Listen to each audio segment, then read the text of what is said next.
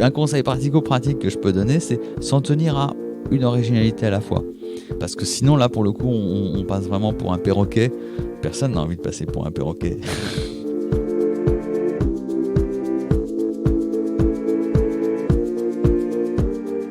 Bienvenue dans Cravate Club, le podcast qui va à la rencontre des passionnés du vestiaire masculin.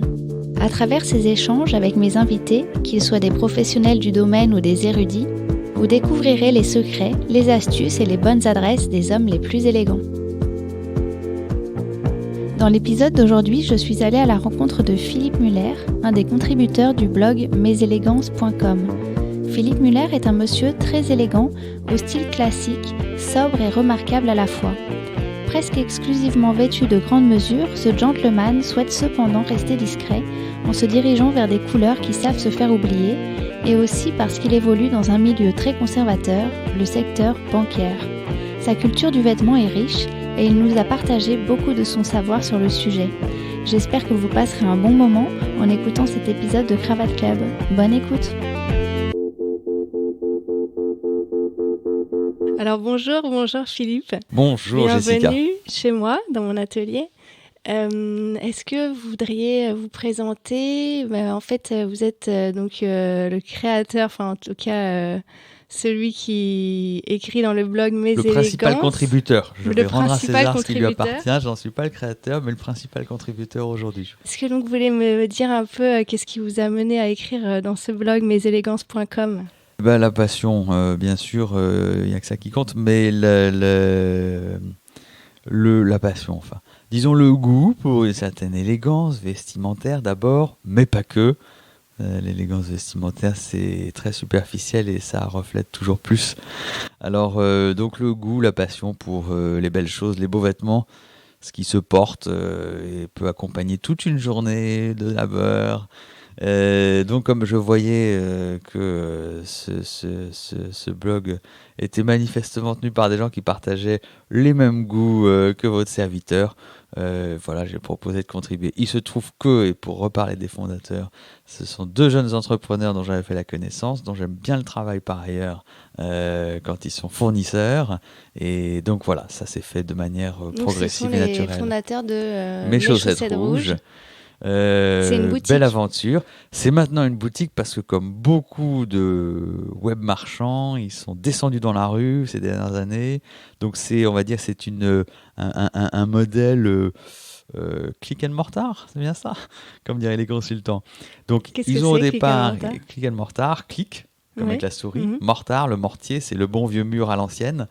Donc plutôt que d'être brick and mortar, c'est le jargon de consultant des années 90, plutôt que d'être brick and mortar, c'est-à-dire le magasin à l'ancienne, ou d'être click and click, le web, et exclusivement le web, le pure player, eh bien mes chaussettes rouges aujourd'hui sont à la fois sur le web et dans la rue, puisqu'ils ont une boutique bien planquée. On ne peut pas dire qu'ils chassent le chaland rue César Franck. Une rue planquée dans le 15e arrondissement. Mais et donc aujourd'hui, vous pensez que ça vaut le coup d'avoir une vraie boutique Bien sûr. Oui, parce qu'on entend quand même que maintenant, les boutiques sur Internet, c'est ce qui... c'est tous les marchands sur Internet, tous les pure players qui ont démarré par Internet exclusivement, élargissent aujourd'hui leur périmètre de distribution et cherchent tous à être dans la rue. Tous. C'est absolument uniforme. Donc mes chaussettes rouges, je fais pas exception. Mais mes chaussettes rouges a également racheté un site qui moi m'a laissé baba quand j'ai découvert ça, parce que je pensais même pas qu'il y avait des acheteurs pour des produits comme ça. Donc mes chaussettes rouges, comme le nom l'indique, fait dans la chaussette. Que des chaussettes de luxe. Pratiquement. Ils font dans le mi-bas, même pour être précis, c'est vraiment la chaussette de personnes qui s'habillent un peu. Et puis, ils ont quelques accessoires de cirage. Et il y a maintenant 2 ans, je crois, ils ont racheté un distributeur et producteur de mi-bas américain, Abraham, j'oublie son prénom, mais qui était lui plus designer, c'est vraiment le créatif, le gars était pas très très gestionnaire, et ce type, et donc je suis allé voir, effectivement, j'en croyais pas mes oreilles, le site distribue des mi-bas dans des mélanges de matières somptuaires, c'est mélange soie et de cachemire de je sais pas où, pour les plus chers, bien sûr, je donne ce qui est le plus édifiant, à $400 la paire. Enfin, le truc, je savais même pas que ça existait. $400 la paire de chaussettes. Je savais même pas. Moi non plus, je savais pas. Je n'ai pas des dépenses aussi extrêmes, voilà. Mes chaussettes rouges font des choses magnifiques et mon bonheur, en tout cas, de consommateur et d'utilisateur. D'accord. Donc vous pensez qu'en fait les clients, ils aiment aller peut-être une première fois à la boutique pour faire connaissance un peu avec le produit, puis ensuite ils commandent en ligne. Il n'y a pas le sens n'est pas aussi évident non, que ça. C'est pas aussi évident. Par exemple, en ce qui me concerne, j'ai commencé par acheter il y a pas de boutique, j'ai acheté en ligne, mais il y a un moment où pour des produits, alors que ce soit les vêtements, les accessoires, mais pour des produits comme ça, il y a un moment où même les photos de très bonne qualité qu'on peut trouver sur le web laissent insatisfait celui qui veut savoir si vraiment c'est ce qu'il lui faut. Oui. Et donc, il y a un moment où le contact physique est quand même désirable. Et où le fait de n'être que sur Internet va être un frein à la distribution. On ne va pas pouvoir toucher tout le chaland potentiel. Donc, il y a ce premier phénomène qui fait que on va plutôt du web à ce qui est dans la rue. Puis c'est lié aussi au panier moyen. Les gens prendront plus le risque d'acheter une paire de Mi-Bas sur Internet à 20 ou 22 €, une paire de fils d'Écosse. Ils diront, bon, au pire. C'est pas une grosse dépense. Si on rentre dans un territoire si on est sur des grosses pièces, comme disent les professionnels de la distribution de vêtements, et qu'on est sur, je sais pas, des vestons ou des par-dessus très chers, de toute façon, là, les gens auront peut-être envie de se faire une idée avant. Oui. Quelles que soient les politiques de retour, qui d'ailleurs coûtent cher aux distributeurs, donc c'est aussi leur intérêt de permettre ce contact direct. Et alors vous, depuis quand avez-vous développé cet intérêt pour les vêtements, pour l'élégance Longtemps. Oui.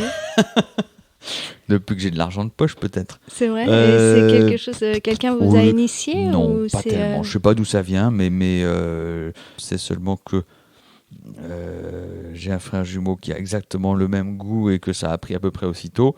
Conclusion, ça devait être dans les gènes quelque part. Mais c'est pas de votre papa. Non. Lui a une élégance classique, enfin avait, parce que depuis qu'il a pris sa retraite, disons qu'il se laisse aller. Et puis maintenant il a atteint un âge où il s'en fiche. mais comment dire, quand il travaillait, il avait une manière de s'habiller très classique, conservatrice, respectable en cela,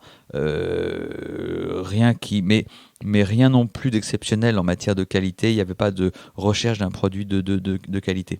Donc, a priori, ça ne vient pas plus de lui. J'ignore tout à fait d'où ça peut venir. Voilà, y en a qui le matin se lèvent et se découvrent un goût pour la tapisserie ou pour... donc c'est venu comme ça, mais vers quel âge donc début de l'adolescence Non, à la fin des études secondaires, au moment où on aborde les études supérieures peut-être.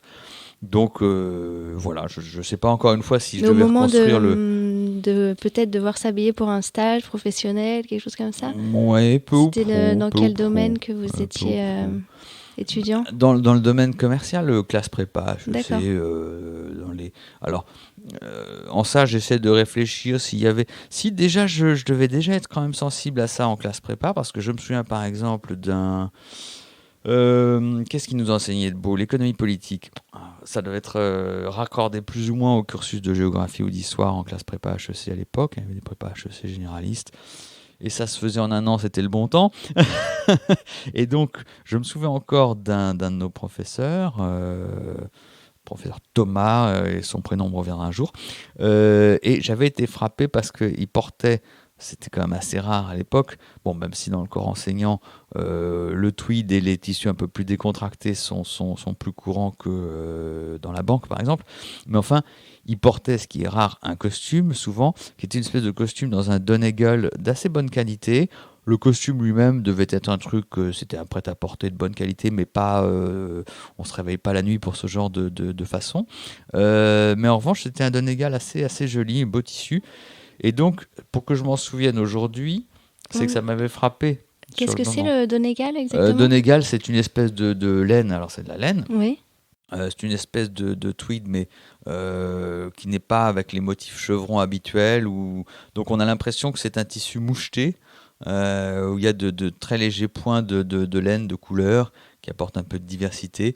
Bon, donc c'est un tissu, je crois qu'on lui prête des origines irlandaises à ce Donegal, mais le Donegal tweed, on retrouve ça à peu près dans toutes les îles britanniques. Il y a des gens qui vous tissent du Donegal de bonne D'accord. qualité.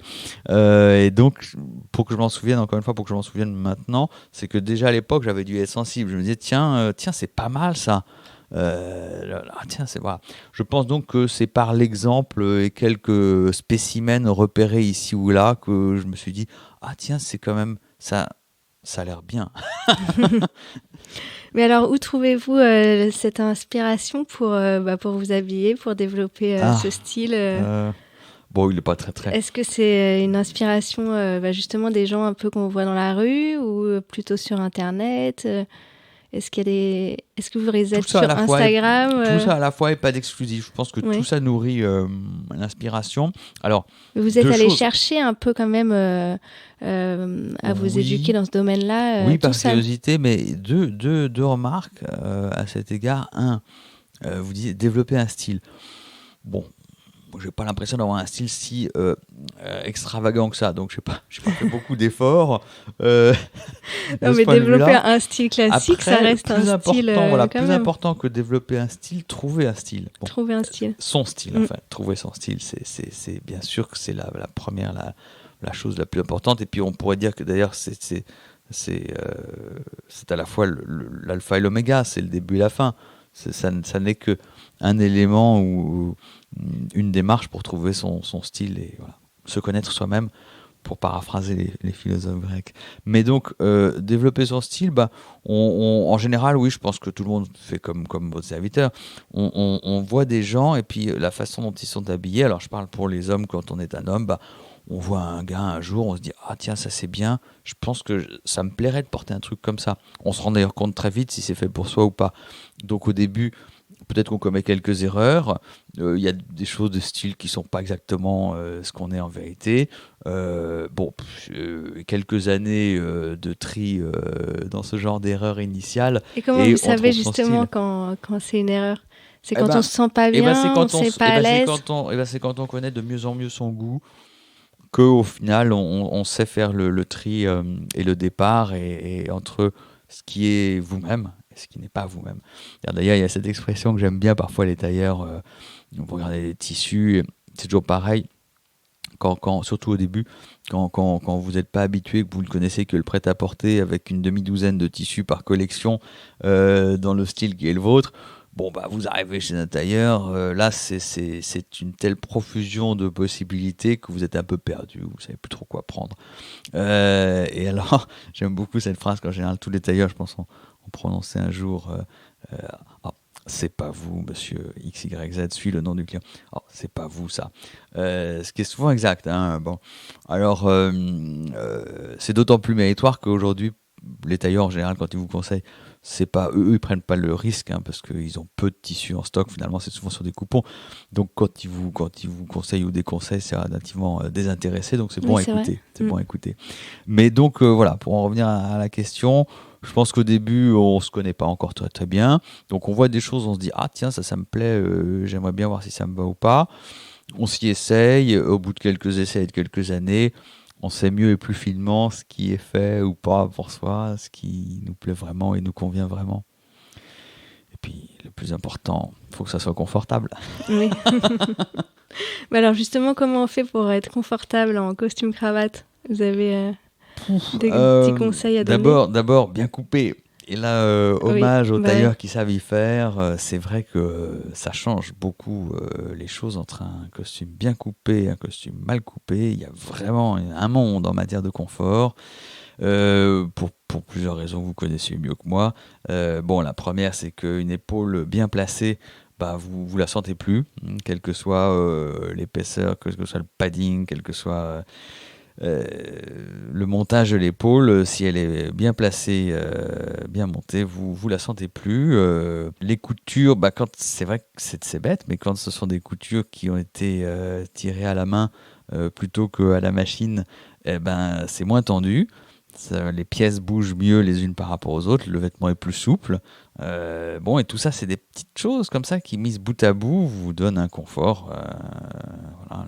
Même chose pour le pantalon. Bon, c'est vrai qu'aujourd'hui, quand je vois la mode qui est celle des pantalons en prêt-à-porter, je caricature et à grands traits la mode du pantalon de costume en prêt-à-porter aujourd'hui. C'est pas pour longtemps, heureusement, parce que quand même on arrive au bout des fantaisies.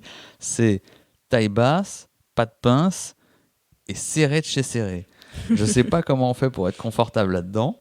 Faut surtout pas avoir quelque chose de plus à mettre dans la poche qu'une carte de transport et une pièce de monnaie dans la poche gousset, parce qu'au-delà, je pense que le pantalon éclate sous la pression. Zéro Mais alors on met confort. peut-être son portefeuille dans la poche Zéro intérieure de la confort. veste. Oui, Ouais. bien sûr, mais même si vous avez besoin de mettre des clés dans la poche, je vous dis c'est pas possible. Le jour où j'irai chercher les clés au fond de ma poche, la main va pas rentrer.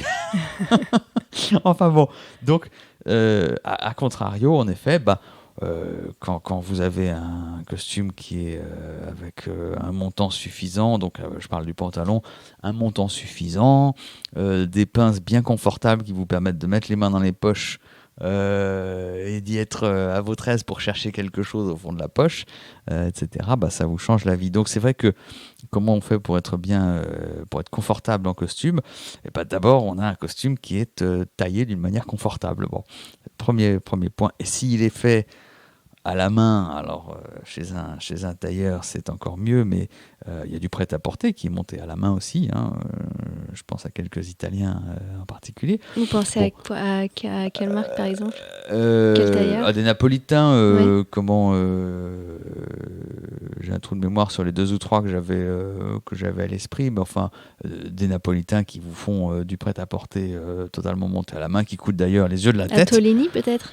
Oui, Atolini, Atolini, mais non. même avant, il y avait distribué à Paris, il y avait, comment s'appelle-t-il, celui qui te distribuait rue Marbeuf, ils ont une boutique là-bas. Bogi. Non, c'était non. pas Boggy Milano, parce Bogi. que non, vraiment des Napolitains, Kino ou un nom comme ça. Enfin, ça va, moi. Ah, Kiton. Kiton, Oui. merci. Kiton, ouais, Oui, c'est vrai que pour du prêt-à-porter, c'est quand Ouais, même des tarifs. c'est un merveilleux travail, mais vous vous dites à ce Ouais. prix-là, j'ai mieux fait d'aller chez un bon tailleur. Et Gabriel Gonzalez, qu'on évoquait tout à l'heure ensemble, voilà, bon, il n'y a pas photo. Néanmoins, bien taillé, mal taillé, c'est vrai que le montage manuel fait une grande différence déjà dans le confort de la pièce. Enfin, petite différence, moins importante quand même que la qualité de montage. Et donc, premier point. Alors, maintenant, comment on fait pour trouver ça? Peut-être, le bouche à oreille. Je crois que, bien sûr, on peut voir, il y a des articles, des choses dans les magazines. Moins aujourd'hui. Aujourd'hui, si j'avais aujourd'hui l'âge que j'avais quand j'ai commencé à regarder un petit peu chez quel fournisseur je pouvais aller, probablement j'aurais pas les mêmes sources d'inspiration, d'information, parce que sur le web, on voit à la fois beaucoup plus de choses, de beaucoup plus d'horizons variés, de beaucoup plus de pays variés. Donc je pense que ça donne plus d'idées. Pour autant, je pense qu'il y a moins de bons fournisseurs milieu de gamme, si j'ose dire, à Paris qu'à l'époque où j'ai commencé à m'habiller. Et à l'époque, vous alliez où alors? Alors, à l'époque, il y avait une offre qui a totalement disparu du paysage français aujourd'hui. Enfin, en matière de distribution, non, mais en matière de production, hélas, oui. C'était il y a très très très longtemps, avant les 35 heures. Et donc, il y avait encore en France des ateliers qui fabriquaient du prêt-à-porter entoilé, par exemple, pour les vestons d'hommes. On trouvait encore des fabricants de prêt-à-porter en France qui entoilaient les vestons. Ce qui, pour le coup, à la fois confort et résistance dans le temps sont deux résultats manifestes de la façon de cette façon de fabriquer. Et donc, je me souviens que Lagonda, qui existe encore, qui est toujours d'ailleurs rue Franklin, pas loin du Trocadéro, proposait donc en demi-mesure, en mesure industrielle, des choses de très bonne qualité. Bon, aujourd'hui, c'est du thermocollé, et c'est vrai que les propositions équivalentes, il y en a toujours des propositions équivalentes à ce que je trouvais à l'époque, mais d'abord, elles sont devenues assez chères finalement, et c'est fabriqué en Italie, ou en Moldavie, ou dans d'autres pays aussi exotiques vu de nos frontières. Et donc, c'est un petit peu dommage, mais je trouve que l'offre était peut-être plus jolie à l'époque sur ce type de produit. Et puis, quand je réfléchis, peut-être le premier truc de qualité sur lequel j'ai vraiment investi, la première grosse pièce, pour dire les choses en jargon de gens du métier. Donc la grosse pièce, c'est le costume, la veste sport ou le manteau, quoi, pour faire simple. Et c'était en Angleterre, j'étais en stage là-bas pendant 2 mois, un été. Et puis, j'ai dû acheter, je ne sais plus si j'étais chez Hackett ou Cordings, un blazer croisé, vraiment ultra classique, mais qui était de très bonne qualité. C'était vraiment très bien. Ouais, ouais. Et, alors là, pour le coup, c'était une bonne école parce que à l'époque, Hackett faisait encore ce qu'ils ont fait au début, hein, avant d'être connus comme le fabricant qu'ils sont aujourd'hui. Bon, puis racheté maintenant par des Espagnols, et c'est vrai que c'est un petit peu moins intéressant, je pense, aujourd'hui qu'il y a 10 ans, mais il y a 20 ans et plus, quand j'ai connu Hackett, ils ne faisaient que du second-hand de luxe. C'est-à-dire qu'on trouvait chez eux ce qu'on trouve aujourd'hui, je sais pas, pour prendre un exemple sur Internet, il y a un site qui s'appelle Savvy Row, comme Savvy, l'adjectif, Row comme le Row, de Savvy Row. Donc jeu de mots extraordinairement puissant, et qui fait du second-hand de luxe. Donc beaucoup de vêtements, de costumes sortis de Anderson & Shepherd et ce genre de tailleur du Row. Je connaissais pas du tout. Et Savvy Row, ça vaut la visite. Moi j'y vais de temps en temps, c'est un C'est régal pour les yeux. Le vestiaire du renard C'est anglais. c'est le vestiaire du renard, mais en 10 fois mieux. Hein. Ils ont beaucoup plus de vêtements, plus de choix. et souvent plus de photos. Donc c'est un plaisir pour les yeux, pour voir effectivement comment est monté. C'est super ça. Pas à ce point-là, mais on voit bien quand même les différences entre le Henry Poole de base et le Anderson & Shepherd de base. On voit bien que c'est 2 écoles très différentes, avec le côté très militaire des Henry Poole. Bon, et donc à l'époque, Hackett ne faisait que du second-hand de luxe. Et donc on allait chez eux, et c'était une espèce de grenier plein de merveilles. Et là, c'était très formateur. Là, on se rendait compte effectivement de ce que c'était qu'un vêtement sorti d'un atelier, d'un des top tailors du Row. Donc là, oui, c'était une bonne école. Pour revenir à la question de tout à l'heure, ça, c'était une bonne école. D'accord. Ça donne des idées. Et puis après, le premier tailleur qui ait vraiment fait quelque chose pour moi, ça, c'était très marrant. J'étais toujours en stage, donc vous voyez, c'était avant de commencer à bosser pour de vrai. En stage, mais alors comme j'étais en stage à Paris cette fois-là, donc j'avais pas de loyer à payer, hein, c'était chez papa maman, en brave Tanguy, encore étudiant c'était. Et donc j'étais allé pas loin de là où je bossais, et je sais plus pour quelle raison, chez John Bailly, qui existe encore, mais qui n'est certainement qui pas. est à Opéra. Exactement. Ouais. Je vois très bien cette Et donc boutique. John Bailly, je rentre chez lui pour comme ça me renseigner un peu. Je faisais un petit peu le tour des popotes, je regardais ce qu'il y avait à Paris comme proposition, modestement, avec mon budget modeste. Et puis on discute un peu, et le John Bailly, le gars qui dirigeait l'affaire d'ailleurs à l'époque, on discute, et puis il regarde votre serviteur un petit peu, et puis il me dit comme ça, il avait une offre de mesures industrielles, ce que je connaissais déjà. Et puis il réfléchit, puis il me dit, écoutez, je vais vous faire une toile. À l'époque, je me suis dit, bon, qu'est-ce qu'il veut dire, je vais vous faire une toile? Et donc ça veut dire que très gentiment, il m'avait fait, pour le prix d'un vêtement en mesure industrielle, il avait fait une toile, et il avait fait un costume en grande mesure. Sympa. Donc c'était très sympa de sa part. Et voilà. Et donc c'est comme ça que j'ai mis le doigt dans la grande mesure. C'est terrible parce qu'après. Et donc ça, c'était la première fois, et après, Ouais. du coup, vous avez continué dans la grande mesure. Alors après, voilà, j'ai et testé continué dans les la grande tailleurs. mesure, et pas tellement. J'ai pas eu à aller très très loin en fait. J'ai fait faire un deuxième un veston que je porte toujours d'ailleurs, le veston, qui était un veston d'été tout à fait classique, enfin à mon idée quand même. Et puis, alors comme là, il avait quand même tarifé au prix fort, je me suis dit, bon, je vais peut-être un petit peu regarder ce qu'il y a. Et là, j'ai demandé conseil à Marc Guyot, J'ai un client qui porte presque que des vestes de Marc Guyot. Le célèbre Marc Guyot. Alors Marc, je le connais depuis très très longtemps et j'apprécie, bon, c'est un vrai passionné, hein, tous ceux qui le connaissent, je pense, savent de quoi il retourne. Donc il a créé plusieurs marques, c'est vrai, mais en particulier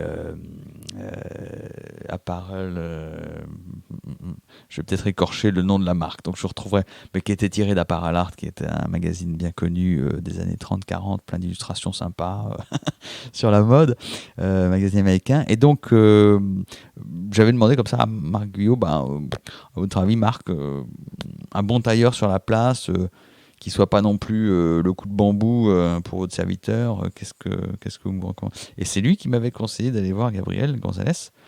Parce que j'avais vu, j'avais quand même fait entre-temps réaliser quelque chose chez Pape, qui lui aussi existe toujours. Oui, qui est près de Alma Marceau. Alors, il y a une toute de l'autre petite côté de la boutique. Seine. Il y a une toute petite boutique sur la rive droite, à côté d'Alma Marceau, tout à fait. Mais en fait, il est rive gauche et il est en face, il est avenue Bosquet ou Rapp, je ne sais plus laquelle des deux. Mais qui est un vrai tailleur. Qui est un vrai tailleur, oui, c'est tout à fait. Mesure, donc j'avais essayé quelque chose chez lui en grande mesure.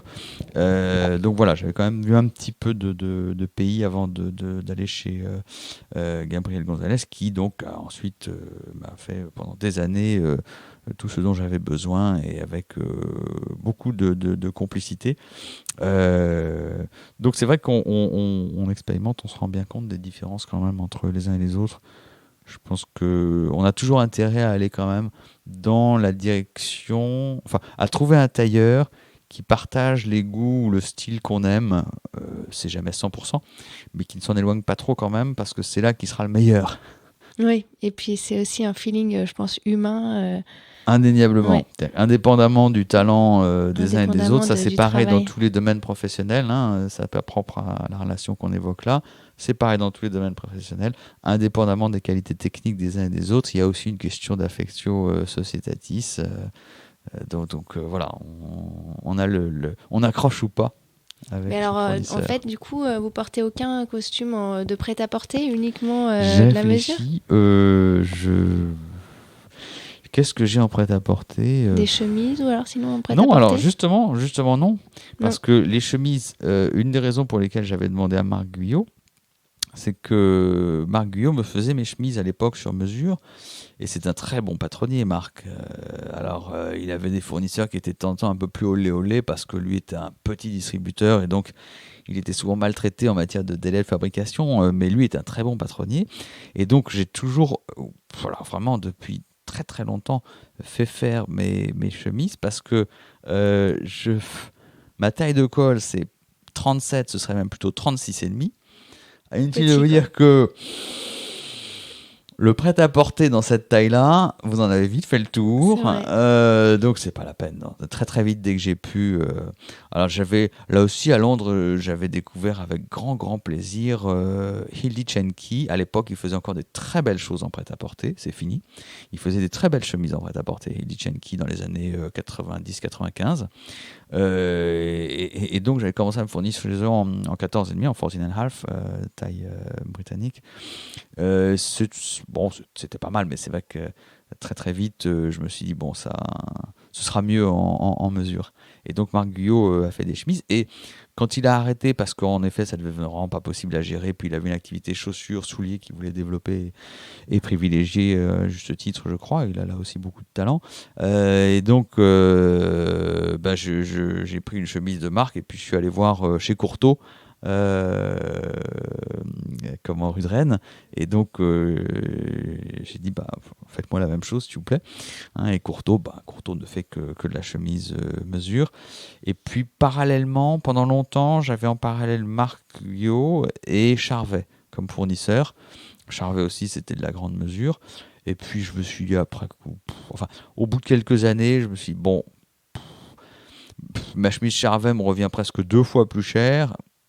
La différence, elle n'est pas 2 fois mieux. Alors bien sûr l'expérience est formidable, bien sûr il y a 6000 tissus, mais j'ai pas besoin de 6000 tissus. C'est toujours les mêmes que je prends, donc j'ai pas besoin de 6000 tissus. Alors, pour revenir à votre question, est-ce que j'ai des choses en prêt-à-porter ? Oui, les souliers. Alors là, ceux que je porte aujourd'hui valent d'ailleurs pas grand-chose, quoique ils font Alors le job. justement, vos souliers Ils que font vous le portez job. aujourd'hui, est-ce que vous voulez me les décrire? Ah bah oui, c'est des tassel loafers. Vous pourrez voir d'ailleurs, j'avais consacré 2 articles Oui, sur j'ai mes lu élégances aux tassel ça vous loafers pour dire intéressait. combien j'étais indécrottable parce que en général c'est quand même assez clivant pour le néologisme ou le barbarisme.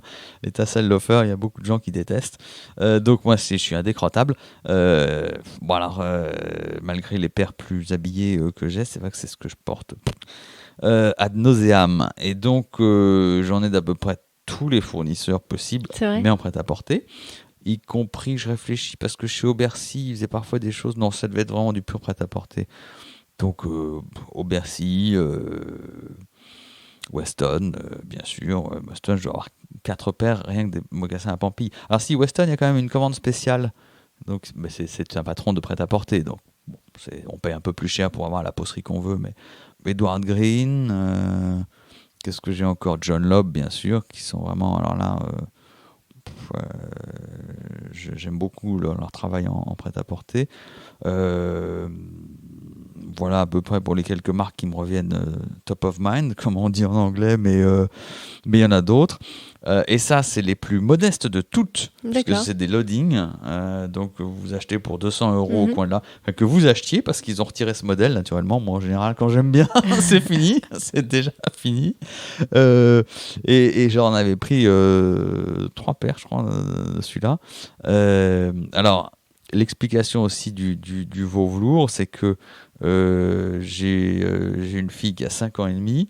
Et quand vous avez des enfants en bas âge, comment dire, le genre box bien entretenu, joliment glacé, ciré comme il faut et luisant comme après, je peux vous oublier.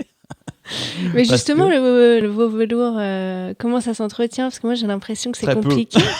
Non, ça se tâche vite. Ah oui, mais ça, on s'en fiche. Non, mais ça s'entretient très peu. C'est vraiment un truc de paresseux, hein, donc ça s'entretient très peu. En fait, et avec certes, la ça se tâche. pluie et tout, c'est un peu risqué. Sans doute que c'est un peu risqué, mais je m'en fous. En fait, c'est tellement moins d'entretien que du box propre sur lui. Alors, ça s'entretient comment ? Un coup de brosse. Bon, là, c'est du Goodyear, donc quand vous les retirez, vous filez un coup de brosse quand même entre la tige et la semelle pour dépoussiérer un peu, retirer les saletés qui se sont nichées là. La couture vous en saura gré.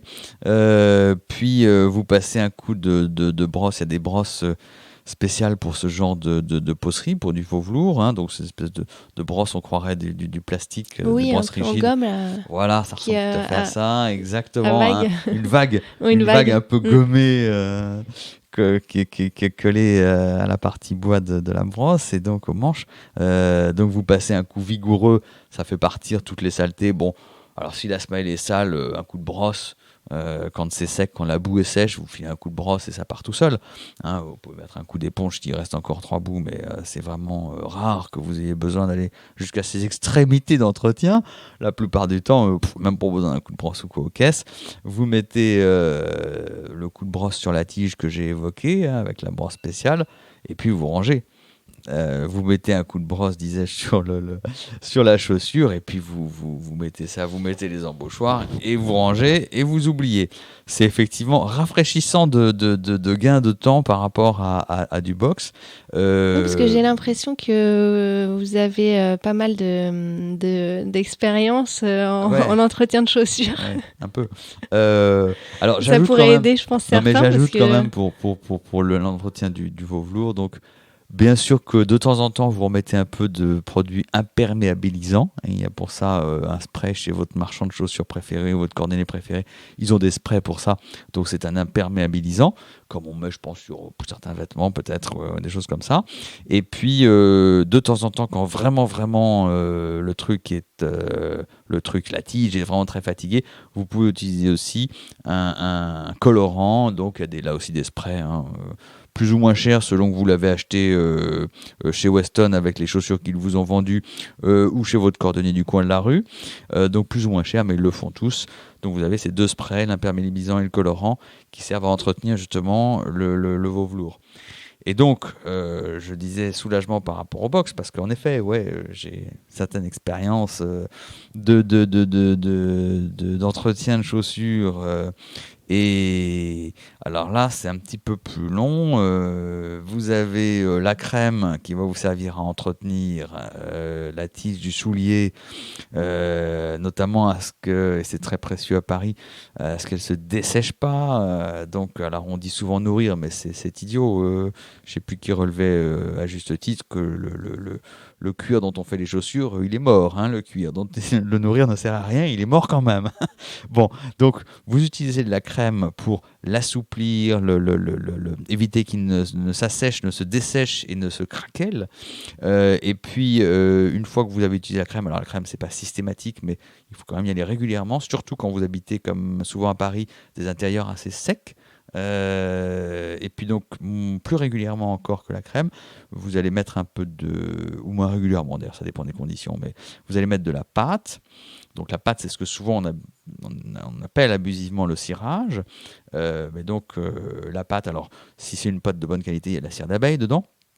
Donc c'est bien, mais ça ne remplacera pas l'utilisation de la crème que j'ai évoquée juste avant. Et donc la pâte va servir à imperméabiliser le cuir. C'est la couche que vous mettez vraiment en dernier et au-dessus. Et quand c'est bien astiqué ensuite, bien frotté, ça va en plus lustrer le cuir. Donc ça va être bien, ça va briller, ça va être joli. Qu'est-ce qu'il faut utiliser comme chiffon Moi j'ai des vieux chiffons de coton. Chiffon de coton basique. Alors souvent les professionnels vous disent vous utilisez un coton de chemise. Je trouve que c'est un tout petit peu mince. À mon goût, mais il paraît que ça marche, pourquoi pas. Alors à titre personnel, j'utilise plutôt des chiffons comme on trouve chez le quincaillier du coin. Vous voyez, c'est ces espèces de chiffons souvent de couleur jaune, oui, c'est ça. comme les gilets, mais une fois qu'on les lave, après ils sont un peu rêches. Enfin, quand on les a lavés une fois, ils sont plus pareils. Il suffit d'abord. Bon, j'avoue que je les lave jamais. D'accord. Je les jette avant de les laver, c'est-à-dire qu'ils font leur usage. Puis, de toute façon, quand vous commencez à mettre dessus de la pâte ou des produits d'entretien pour les chaussures, ils vont pas être propres. Et même si vous les passez en machine, je doute qu'ils retrouvent leur couleur originale. Donc, mais c'est même la matière originale qu'on retrouve plus, en fait, quand on les lave. Du coup, moi, je me suis dit, mais en fait, ça, c'est pas pour moi, ces chiffons-là. Alors, moi, je trouve que ça fait bien. Je trouve que ça donne... on raye moins, entre guillemets, qu'avec un tissu de chemise, qu'avec une popeline de coton de chemise. Mais bon, après, c'est une question de goût. En tout cas, donc, un tissu de coton qu'on prend un doigt ou qu'on tend entre l'index et le majeur, ce qui est mon cas. Moi, je tends ça entre l'index et le majeur. Et là, vous pouvez travailler tranquillement. Pour aborder notamment la dernière étape dont je n'ai pas encore parlé, mais qui est la cerise sur le gâteau pour les amateurs et ceux qui ont vraiment du temps à y consacrer ou veulent y consacrer du temps, qui est le glaçage, le fameux. Et donc c'est là où, quand vous avez des enfants en bas âge, vous dites ok, on va pas trop passer de temps là-dessus. Il y a plus important dans la vie que le glaçage des chaussures. Donc on va mettre des chaussures en veau velours, ça s'entretient en 5 minutes. Et les 15 minutes que je gagne sur les 20 minutes par chaussure qu'il faut pour faire un glaçage de A à Z, eh bien je vais les consacrer à mes têtes blondes. Voilà. Mais autrement, si vous voulez faire le glaçage sur des chaussures, mélange d'eau, il y a beaucoup de tutoriels sur internet, donc on voit mieux maintenant. Ça paraissait un peu compliqué et mystérieux il y a des années, mais aujourd'hui il y a des tutos sur le web, et donc il s'agit de mélanger l'eau et le cirage, donc la pâte dont je parlais. Alors en fait d'eau, moi je crache dessus, c'est du spit and polish à l'anglaise. Okay. Voilà. Et on dose très bien la quantité d'eau nécessaire, de salive. Alors, je sais pas, après il y a peut-être des salives plus ou moins acides qui attaquent plus ou moins le cuir, je sais pas. Mais en tout cas, moi ça marche très bien. Et on mélange donc au départ un peu moins d'eau, un peu plus de cire, enfin de pâte, et puis à la fin on finit juste en rajoutant un petit peu d'eau pour obtenir un brillant homogène, c'est avec des mouvements circulaires à la surface de la chaussure, qu'on mélange comme ça progressivement l'eau et la pâte. On sent d'ailleurs à un moment, bon, ça vient, ça prend ce côté miroir tout à fait flatteur, et là on se dit, ouf, je touche enfin au bout. Mais alors une fois que c'est parti, une fois que c'est parti entre guillemets, c'est une fois que vous avez glacé l'extrémité de vos souliers, le boulot est plus facile, plus rapide. C'est-à-dire que c'est de l'entretien, c'est plus facile que quand il faut faire démarrer le glaçage. Néanmoins, ça demande quand même d'être fait régulièrement. Puis le jour où il flotte à verse et vous vous trouvez dessous, c'est quand même beaucoup de boulot pour attendre que ça sèche proprement, pour refaire le travail bien proprement. Et le jour où votre voisin dans la rue ou dans le métro ou que sais-je vous marche à l'extrémité de la chaussure, grumble de jeu, c'est autant, vous vous dites, zut, c'est autant de temps de perdu. Et là, vous êtes mécontent. C'est sûr. Mais bon, c'est certain que c'est après... Vous avez des souliers, là encore je renvoie à mes élégances, j'avais dû faire un post là-dessus où j'avais shooté comme ça une paire d'Edward Green dans des couleurs marron, parce que bien sûr, là où c'est merveilleux, c'est dans des couleurs marron, acajou, où vous obtenez au bout d'une dizaine d'années de patines d'usage, de salissures, de taches, d'éclats, des chaussures vraiment qui ont vécu. Et là, avec des chaussures qui ont vécu, mais bien entretenues, vous obtenez des patines incroyables. Ça ressemble à des vieux meubles. Il y a une espèce de profondeur quand vous regardez la tige de ce genre de souliers. Il y a une espèce de profondeur tout à fait vertigineuse qui est inégalable. Vous n'aurez jamais ça en sortant de chez le vendeur de souliers avec une paire de souliers neufs aux pieds. C'est 100 fois plus beau. Est-ce que vous avez aussi des conseils pour éviter d'en faire trop, de ne pas avoir l'air too much ou... Oui. Des conseils à ce sujet, j'en ai un qui me vient à l'esprit. Mais alors, en faire too much, il y a toujours un moment, il faut que jeunesse se passe, il y a toujours un moment où au début on en fait un peu trop, quand on commence à avoir du goût pour des choses un petit peu jolies. Alors, le conseil que je pourrais donner, vraiment le truc pratico-pratique, pas plus d'une originalité à la fois. Je m'explique, alors je vais définir ce que j'appelle originalité ici, et ça permettra de m'expliquer. Parce que on voit beaucoup d'horreurs dans les petits womo successifs, qui, ça aussi c'est une nouveauté du web, qui sont reportés, qui se répercutent sur la toile de blog en blog. Alors pour éviter d'avoir l'air d'un perroquet, donc une originalité à la fois, pas plus. Alors qu'est-ce que j'appelle une originalité ? Ça va être un élément d'une couleur un peu inhabituelle. Voilà, par exemple, un élément dans l'habillement d'une couleur inhabituelle ou d'une coupe très inhabituelle. Donc quelque chose d'un petit peu original qui sort de l'ordinaire. Est-ce que du coup les boutons de manchette aujourd'hui c'est une originalité, j'ai l'impression ? Non, c'est pas une originalité. C'est quand même on n'en voit pas. Le bouton de manchette peut être, le fait de porter des boutons de manchette n'est pas une originalité. Les boutons de manchette peuvent constituer une originalité par leur dessin et donc rentrer dans la catégorie originalité que j'évoquais ou que je tâche de définir en ce moment. Mais le fait de porter des boutons de manchette, non, ça c'est it doesn't qualify as original, en peculiar. Donc quand je dis une originalité, ça va être, mettons une cravate couleur, mauve. Voilà. Alors pas une cravate jaune parce que là vous allez directement en prison. La cravate jaune est une faute de goût absolue. D'accord. Mais donc voilà, mettons une cravate mauve ou des mi-bas d'une couleur un peu originale. On voit beaucoup ça en ce moment. Bon, vous avez décidé qu'aujourd'hui vous alliez porter des mi-bas vert salade. Bon, ok. Pourquoi pas. Là, stop. Assez d'originalité pour la journée. Il faut se réfréner, même si vous aviez envie de ce jour-là, avec les mi-bas de couleur vert salade, de porter une cravate orange. Eh ben non. Mais il vaut mieux s'abstenir. Du calme, parce que là, sinon, vous aurez l'air d'un perroquet. Voilà. Donc, un conseil pratico-pratique que je peux donner, c'est s'en tenir à une originalité à la fois. Parce que sinon, là, pour le coup, on passe vraiment pour un perroquet. Personne n'a envie de passer pour un perroquet. Bon, après aussi, moi je travaille dans un secteur qui est très conservateur dans sa mise. C'est quel secteur Donc, le secteur financier, enfin financier c'est un bien grand mot, le secteur des paiements, donc c'est de l'industrie lourde en matière financière. Pour autant, donc c'est très conservateur. C'est même plus, enfin, aujourd'hui c'est presque autant de l'IT, de l'informatique que de la finance. Quoi qu'il en soit, donc c'est assez conservateur. Bon, peut-être que après, c'est ce que j'ai dit là, le conseil que je peux donner ou que je pourrais donner est à moduler selon l'environnement. Je crois que tout est affaire de circonstances aussi quand on s'habite. Tout est affaire. Beaucoup est affaire de circonstances. Le bon goût correspondant pas exclusivement, mais correspondant aussi à une qualité, à savoir toujours ce qui est adapté aux circonstances. Capacité plutôt à savoir ce qui est adapté aux circonstances. Hein, donc, se pointer avec une cravate noire pour un enterrement, ou des choses comme ça. Alors, maintenant, dans les autres conseils qu'on peut donner, mais qui sont du même tonneau un peu, moi, c'est vrai que je m'aperçois que de plus en plus, je tends à, comment dire, aller vers quelque chose de très discret, de subdued.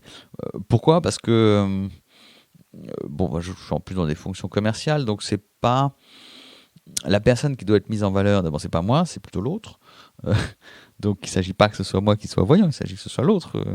Et puis, d'autre part, je pense que c'est aussi une qualité qui peut être considérée comme tristounette et justement pas digne d'être recherchée. Mais c'est aussi une qualité d'avoir des vêtements qui se font oublier.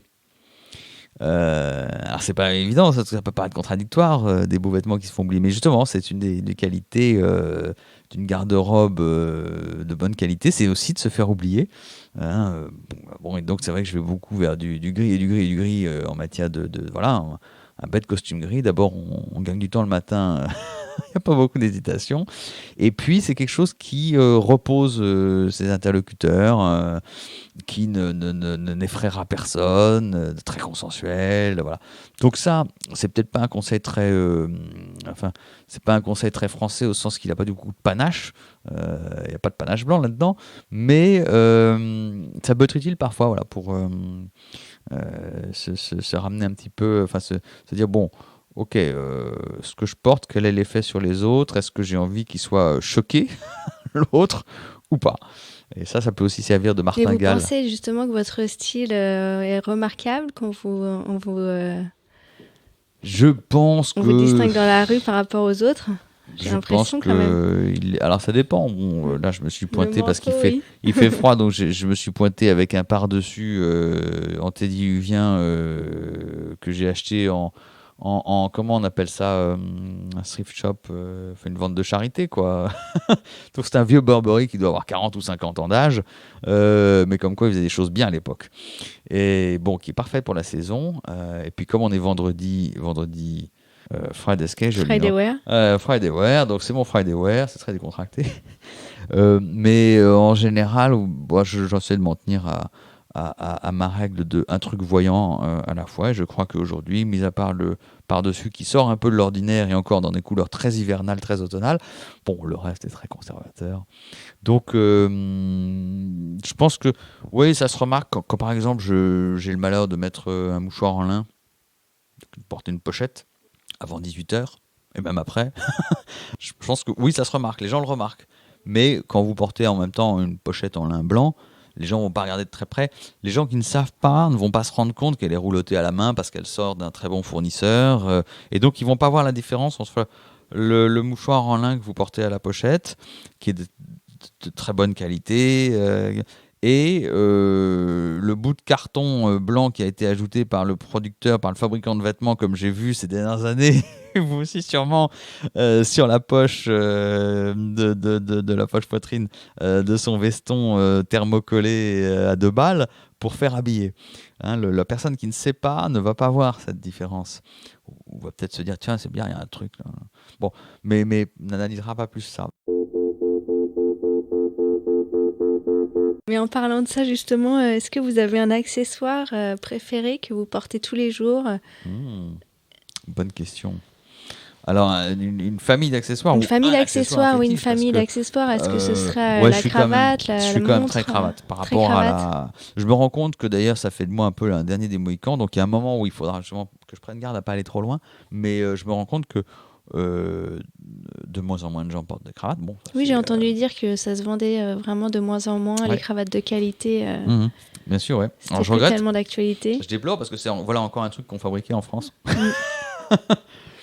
Bon, mais alors tout n'est pas perdu. Enfin, pour les industriels, on va pouvoir se rabattre sur les écharpes parce que j'observe que de manière presque concomitante à la, non pas disparition, mais à la désaffection pour la cravate, de manière presque concomitante, les hommes qui autrefois ne portaient de cravate d'écharpe qu'unie en cachemire en hiver, en portent désormais de toutes les couleurs et de toutes les matières, enfin aussi bariolées que les femmes depuis toujours, confèrent les foulards.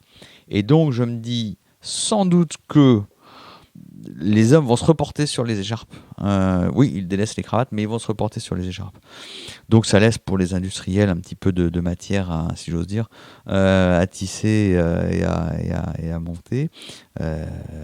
Mais ouais, la cravate, il y en a de moins en moins. Donc moi, je suis quand même très, pour reprendre la question et y répondre plus complètement, s'il y a un objet qui vraiment, me distingue parce que tous les jours j'en use, c'est bien la cravate. Je suis encore très très... Et vous avez quoi comme plusieurs styles de cravates où elles sont toutes un peu dans le même esprit disons que... Plutôt classique. Alors, très classique, je pense. Si je réfléchis. Alors, d'abord, c'est vrai que c'est très masculin, ça, en général. Les hommes prennent toujours la même cravate. Alors les femmes leur disent « Ah, mais encore, mais t'as déjà la même !» Et là, non chérie, c'est pas la même. Mais non, je t'assure, regarde, ici et là et là. Bon, donc en général, une fois qu'il a trouvé son goût pour un style de cravate, l'homme il reste scotché. Alors moi, c'était très classique. À une époque, je portais beaucoup parce que c'était totalement ringard les cravates en tricot de soie. Puis c'est revenu à la mode, alors je les porte moins. Snobisme. Mais je dois avoir pour 25 ou 30 cravates en tricot de soie, beaucoup qui viennent de chez Charvet, ils disent des jolies choses, bon, et puis d'autres bons fournisseurs aussi. Bon, premier point. Et puis j'ai beaucoup de cravates alors en tuile de soie, comme aujourd'hui, et qui sont très classiques. Et puis en soie tissée également, là aussi très classique. Quelques soies tissées de chez Charvet, comme ils savent bien les faire, les bons Macclesfields et autres motifs classiques chez eux. Voilà, bon, donc c'est... oui, je pense que ça peut être regardé comme très classique. Et puis quelques cravates à pois aussi. Et d'ailleurs, dernièrement, j'ai fait quelques découvertes comme ça de fournisseurs nouveaux sur la place, comme quoi on n'est pas obligé d'aller toujours chez les mêmes. Et donc, donc il y a de la relève, même si c'est effectivement un marché qui est de plus en plus étroit pour les fournisseurs. Et vous pensez à qui dans les nouveaux Je l'ai dans la poche, comme dirait l'autre. Comme j'ai une très mauvaise mémoire. Vous aviez parlé de Robert Kerr, je crois. Ouais, bah c'est celui-là que je cherchais. Donc Robert Kerr qui fait des choses très bien. Vous avez acheté déjà une cravate chez eux? Oui, tout à fait. Ouais, parce que comme un jour je passais, puis il y avait une boutique éphémère, Robert Kerr, je me suis dit...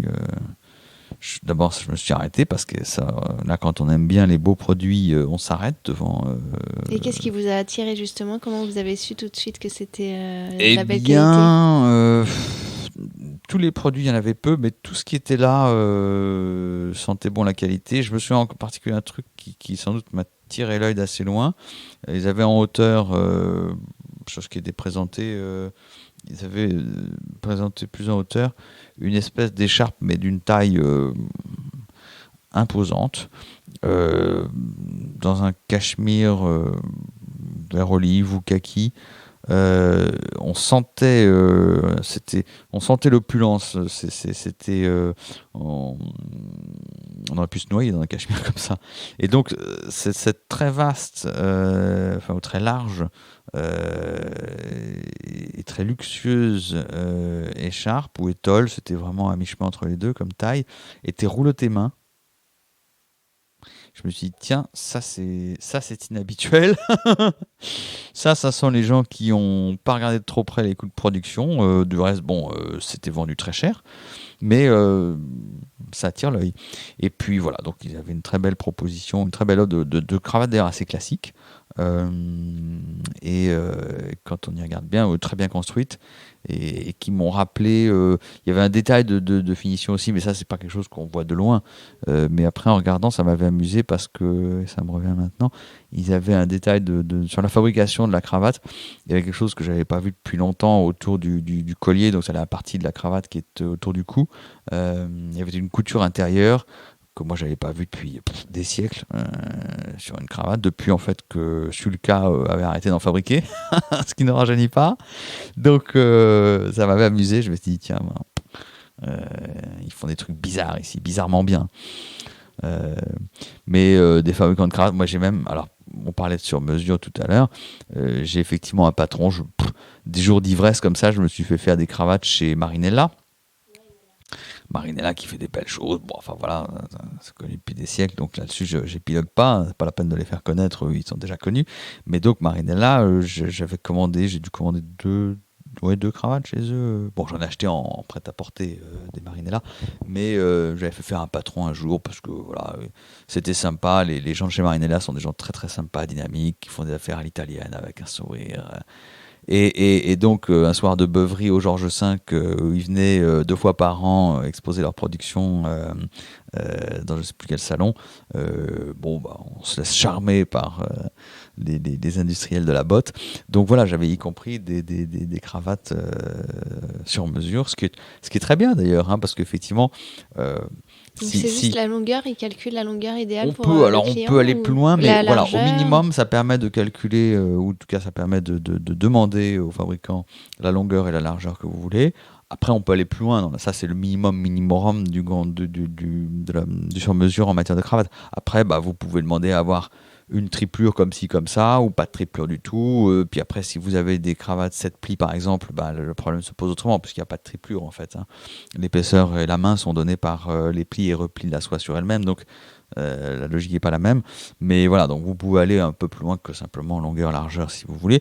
Mais ça, déjà, au minimum, ça permet de pas s'enquiquiner. Moi, je me souviens que j'ai dans ma garde-robe quelques cravates qui m'enquiquinent à chaque fois que je les porte, parce que je suis obligé de faire 3 tours pour qu'elles soient à la bonne longueur, que le pan supérieur n'aille pas plus bas que nécessaire. À part Donald Trump, personne n'ira prétendre qu'il est élégant de porter des cravates à hauteur de l'entrejambe. Donc pour ça, le sur-mesure est appréciable. Enfin, c'est pas indispensable, et donc des gens comme Robert Kerr font des choses très bien ici aussi. Est-ce qu'il y a des détails que vous regardez en premier sur les vêtements, que ce soit sur les vêtements des gens ou avant d'acheter? Est-ce qu'il y a quelque chose que vous regardez C'est deux choses différentes, ouais, c'est deux. Alors, ou qui vous saute aux yeux avant d'acheter, je vais réduire un peu le périmètre de la réponse, puisque en fait, j'achète plus grand-chose en prêt-à-porter. Oui, c'est vrai. Puis je pourrais encore user pendant des années, donc j'achète plus grand-chose en prêt-à-porter depuis longtemps. Donc je vais pas regarder tellement, mais quand même, quand on aime, on passe, on regarde un peu quand même. Et là, je regarde souvent, sur une veste par exemple, je sais que je vais être assez sensible à la façon dont le revers est taillé, le patronage qui a été utilisé, et à la façon dont il roule plus ou moins bien, où il y a comme ça il y a des vestes qui sont vivantes ou pas, en fait, quand on les voit. Même sur un mannequin, même sur un cintre. Il y a des vestes qui vivent ou d'autres qui vivent pas.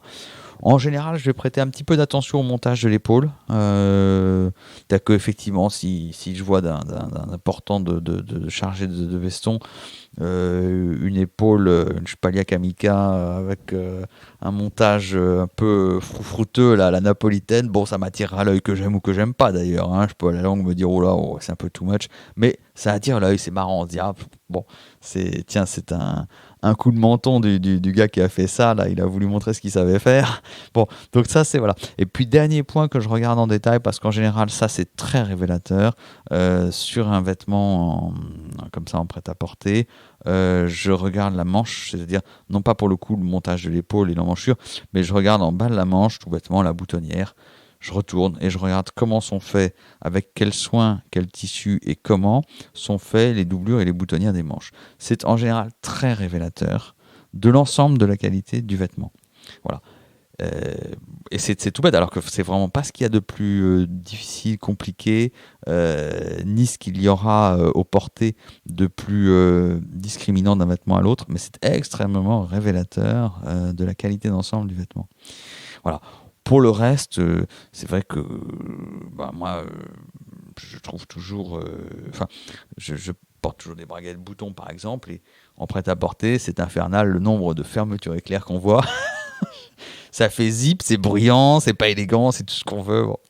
Donc j'aime bien des fournisseurs un peu tradis, c'est-à-dire, diront sans doute les plus jeunes, rétrogrades. Donc j'assume mon côté conservateur rétrograde. Mais pour certains trucs que je trouve plus confortables et plus élégants, il n'y a pas de raison de ne pas être rétrograde. Le c'était mieux avant n'est pas toujours erroné. C'est parfois vrai, hélas. Pas toujours, mais parfois vrai, hélas. Donc voilà quelques éléments auxquels je porte de l'attention quand je regarde des vêtements. D'accord. Et pour finir, est-ce que du coup, même si vous avez besoin vraiment de pas grand-chose, est-ce que vous avez une envie, qu'est-ce que vous comptez peut-être acheter bientôt? Alors ouais, c'est amusant parce qu'il y a un truc où je me dis, chaque année à l'automne, je me dis, si j'ai un petit peu le moyen, ça, voilà, ça serait bien. Alors, deux choses d'abord. Un, j'ai un Loden qui commence à être très élimé, que c'est le Hubertus, vous voyez, le classique du Loden, puis le vrai, pas doublé, ouvert avec le soufflet là ouvert sous les bras, donc le Loden de chasse, mais qui est bleu marine, donc que je porte comme ça à la ville, et qui c'est un Hubertus qui était à l'époque fait pour Old England, qui distribuait Old England, et hop, allez, je verse une larme, et donc qui a bien servi, qui est un peu élimé, et là aussi je me dis de temps en temps, il serait peut-être temps de lui trouver un successeur. Bon, donc voilà, un Hubertus comme ça. Et alors là, pour le coup, ça, c'est pas la peine d'investir dans de la mesure. Hubertus fait des très bonnes tailles, très bien. Moi, ça me va parfaitement. C'est très agréable et très, très résistant. Mais, donc, tous les ans, je me dis, j'ai une espèce de covered coat. Donc, vous voyez ce que c'est le covered coat? C'est cette espèce de par-dessus mi-saison, taillé au-dessus du genou, de couleur souvent alors très automnale, olive ou marron, et que traditionnellement les Britanniques portaient pour les courses, avec 4 coutures à l'extrémité des manches et en bas des pans du manteau. Bon, et là, le covered coat, alors j'en ai un vieux que je porte en général sur un pull, parce que je pense qu'il serait un petit peu trop étriqué sur un veston. En même temps, je ne sais jamais très bien. Idéalement, il faudrait 2 tailles, en fait. L'un pour mettre sur une veste ou un veston, et l'autre pour mettre sur un pull. Parce que les deux sont finalement aussi pratiques et utiles. Et puis, c'était un truc d'une qualité assez moyenne, et une très très bonne couturière avait eu la délicatesse de mettre une jolie boutonnière milanaise sur ce vêtement il y a des années, ce qui lui a donné un petit peu plus d'allure qu'il n'en avait à l'origine, parce que vraiment c'est pas top. Et là je me dis tous les ans, quand même j'aurais besoin d'un covered coat digne de ce nom et de son héritage. Donc là oui, régulièrement j'y pense, et puis à quoi bon? Mais c'est le truc où je me dis, tiens, mais il faudrait effectivement Voilà, bon, à part ça... Alors, ce sera peut-être l'achat de 2019. Oui, voilà, ça sera l'achat de 2019, alors l'achat ou la commande. Ou la commande, oui. Parce que voilà, c'est une chose qui... Mais autrement, non. Il y a toujours... Comme je le disais, il y a un moment où de toute façon, les envies dépassent les besoins. Donc c'est de cet ordre-là, c'est tout à fait... Mais quand même, donc ça me revient maintenant qu'on en parle. Ça peut être utile. Ok, merci beaucoup. Merci pour, de votre accueil. Toutes ces bonnes adresses et ces J'espère qu'elles bonnes seront idées. utiles et distrayantes. Merci beaucoup. Merci beaucoup d'avoir écouté Cravate Club. Si vous avez aimé cet épisode, n'hésitez pas à en parler autour de vous, à mettre des étoiles sur Apple Podcast, à laisser des commentaires ou des suggestions sur des sujets à aborder, des personnes à inviter, sur le compte Instagram de Atelier Minutie, MINU2SI, ou par email à jessica@minutie.com. Cela ne vous prendra que quelques instants et ça m'aidera beaucoup. Merci et à très vite pour un prochain épisode.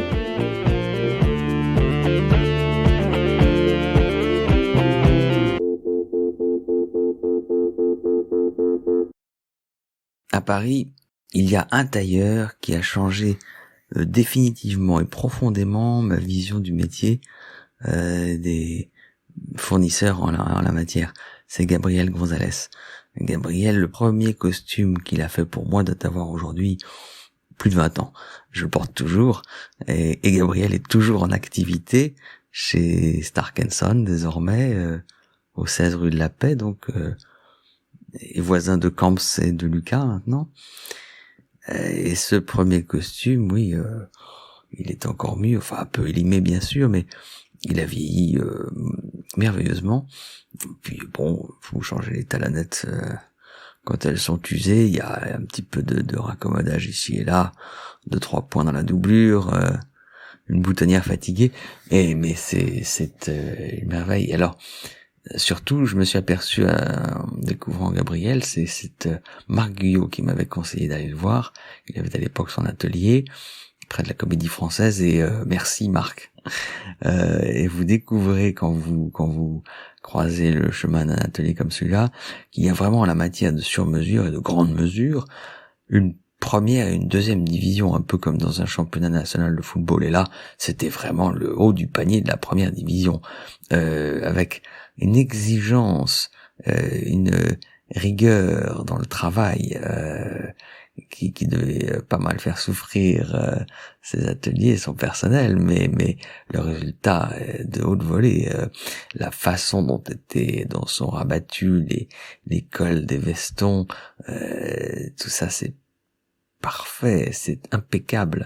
Et le travail que vous pouvez voir, j'ai un ou deux costumes en coton pour l'été avec des doublures mi-corps, vous savez, et c'est un plaisir pour l'œil parce que vous voyez sous la doublure comment c'est fabriqué, c'est formidable, vraiment formidable.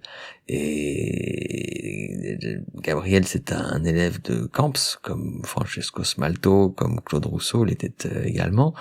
Et alors on retrouve des façons de faire. Il y a un montage de la tête de manche sur l'épaule qui est très caractéristique, qu'on reconnaît de loin, qui est émouvant. C'est esthétiquement très réussi et très caractéristique. Bon, après, il fait ce qu'on veut, mais surtout, il y a un niveau d'exigence d'ensemble vraiment admirable. Et donc, ça, c'est quelque chose qui, encore une fois, il y a un avant et un après quand on rencontre ce type de travail et qu'on a jusqu'alors travaillé avec de bons artisans, mais enfin peut-être moins exigeants. Donc ça, c'est vraiment quelque chose que je recommande d'essayer, non seulement une fois la grande mesure, bien sûr, mais de taper vraiment très haut pour comprendre. Après, on en fait ce qu'on veut, ce qu'on peut, en fonction de son budget. Mais en l'occurrence, Gabriel, ça a été vraiment, et il a dû faire pour moi plus de 10 costumes et des vestons, enfin des vestes, sport, blazer, quelques pantalons. Donc vraiment une belle aventure, une belle expérience de la grande mesure.